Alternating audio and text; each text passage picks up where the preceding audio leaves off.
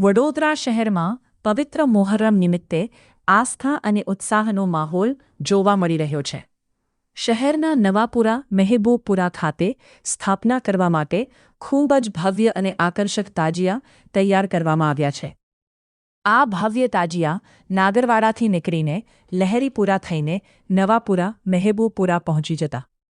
તાજિયાના route પર ઠેર ઠેર લોકો તેના દર્શન કરવા માટે ઉમટી પડ્યા હતા.